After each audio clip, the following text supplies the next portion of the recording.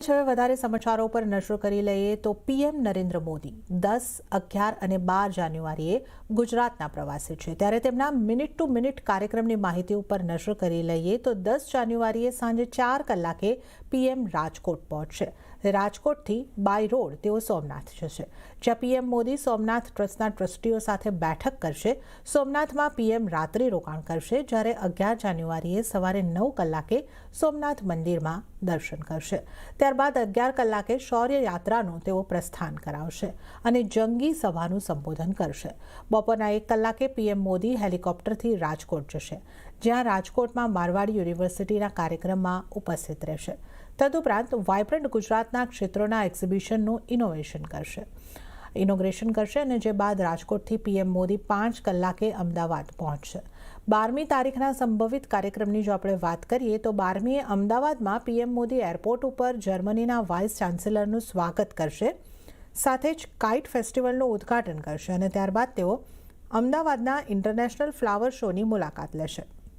ગાંધી આશ્રમની પણ તેઓ મુલાકાત લેશે અને આ સિવાય મેટ્રો રેલના ફેઝ 2ના ભાગનું ઉદ્ઘાટન કરશે અને રિવરફ્રન્ટથી મેટ્રોમાં સવારી પણ કરશે. તો સોમનાથ મહાદેવ મંદિરમાં 3 દિવસ સુધી વિશેષ કાર્યક્રમોનું આયોજન કરવામાં આવ્યું છે. મોહમ્મદ ગઝનીએ ધ્વસ્ત કરેલા સોમનાથ મંદિરને અતૂટ આસ્થાના 1000 વર્ષ પૂર્ણ થતાં વિશેષ કાર્યક્રમો યોજાશે. આગામી 8, 9 અને 10 જાન્યુઆરીએ મંદિર પરિસરમાં અખંડ ઓમકારના જાપ કરાશે.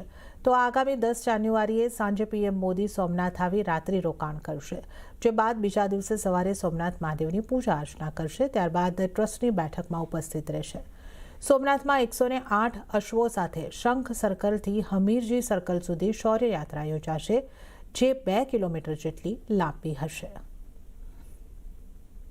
1000 વર્ષ પછી આ પ્રકારની ઉજવણી આપણા અનુશાસન, વિશ્વાસ અને ધર્મની અનંત શક્તિના પ્રતીક સમા સોમનાથ મહાદેવ એ આજે પણ અડગ ઊભું છે.